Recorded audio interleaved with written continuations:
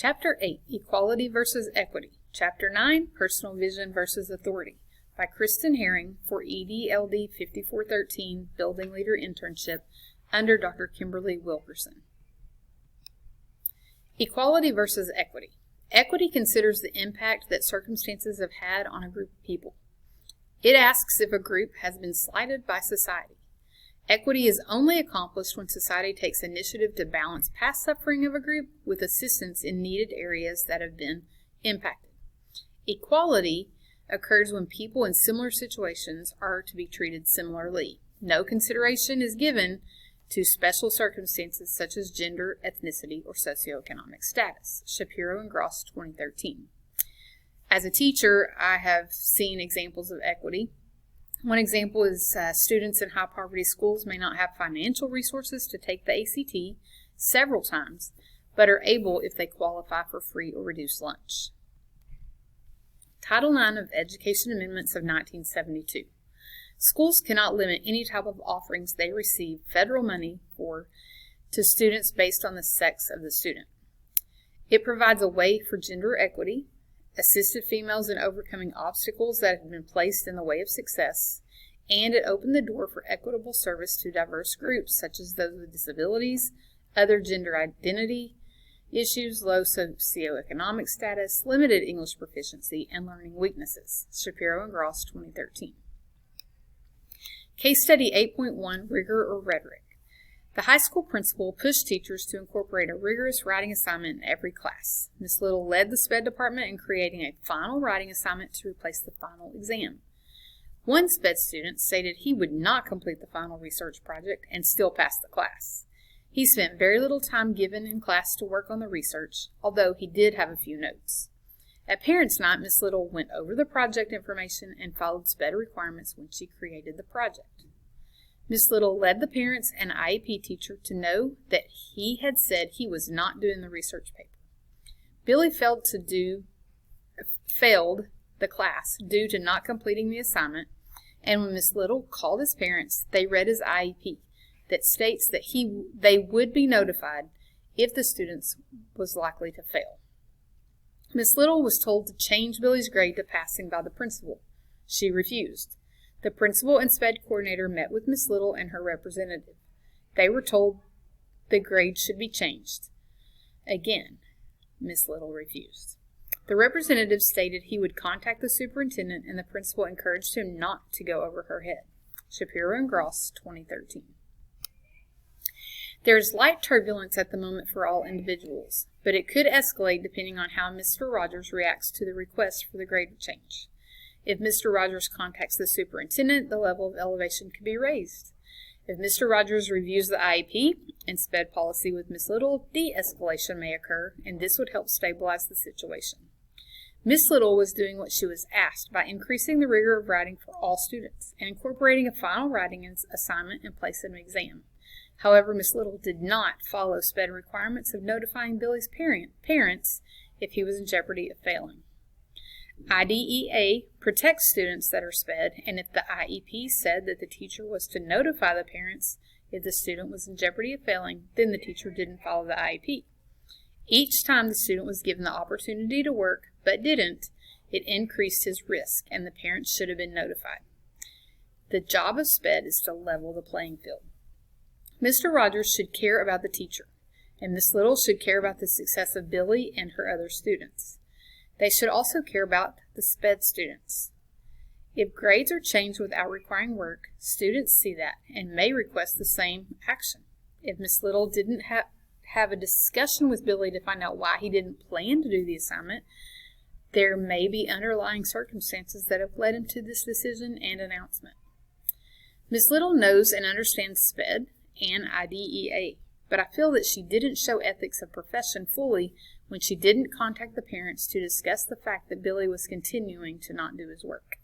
The one-time contact at the beginning was not helpful. These are SPED students who should have been monitored regularly throughout the semester with parent updates if needed to assist them in passing. Mr. Rogers needs to pursue Ms. Little's documentation and contact logs to see if she fully followed the IEP. Personal vision versus authority. If a person always follows authority, he or she may have limited achievement. A true democracy gives way to questioning authority to improve society. Questioning authority has led to freedom of oppression and increased individual rights. Shapiro and Gross, 2013. Case study 9.2, friend or foe? One student's decision. A group of high school students found a way to log into teachers' site to steal questions for tests and held private study sessions to study. Emily was stressed like the other students, trying to score high grades and advance in competitive events to earn scholarships for college. Should she tell on her friends, join in with her friends, or ignore what they are doing and continue to work hard, knowing they may have better scores and more time to work on competitive events?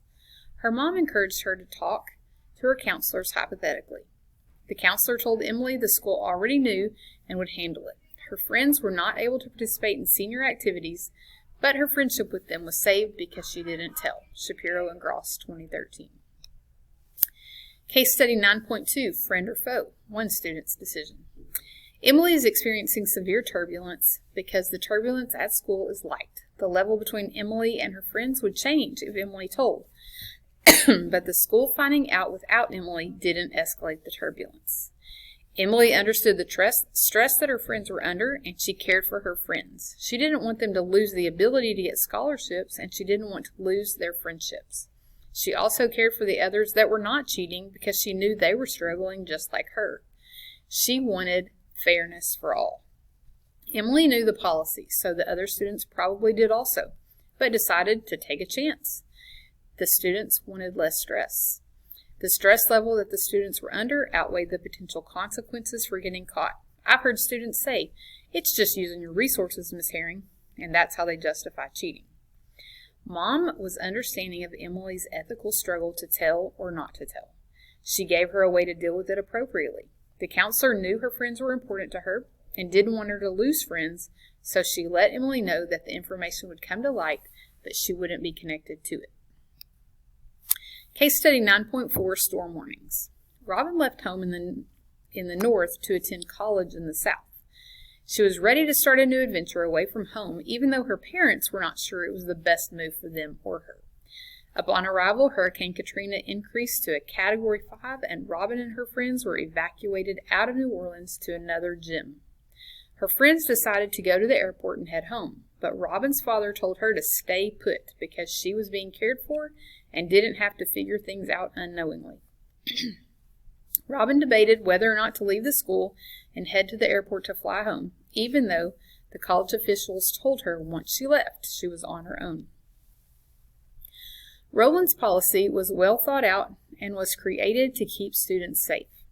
The school had to consider the liability, and they took the best course of action possible. Once the students were safely away from New Orleans, they could choose to leave. I would not alter the policy. Robin needs to continue to be mindful that the school had a plan for this type of emergency. She should also consider the fact that she's not from an area that has dealt with this type of storm, and she doesn't have past experience to guide her. Allowing those in authority to lead shows an ethic of care for herself, and this would give her parents peace of mind. I believe Robin is scared and hasn't had time to think about how she would handle this type of situation. Her personal vision is being skewed by friends, and she is questioning authority on the plan that she should take. The officials from Rowland have experienced and have a plan. I'd stick with them. Her parents' demand to stay put aligns with Rowland's experience and her lack of experience. The level of turbulence that Robin was experiencing was severe due to fear and her friend's decision to leave. If she leaves, it will continue to be elevated because she will no longer have advice from those with experience, and her parents will be angry. Everyone is experiencing severe turbulence that could easily escalate. Her friends are entering the unknown without any support when they leave. Robin's parents trust the school to care for her, so their fear will increase if she leaves, and that will increase the turbulence between her and her parents.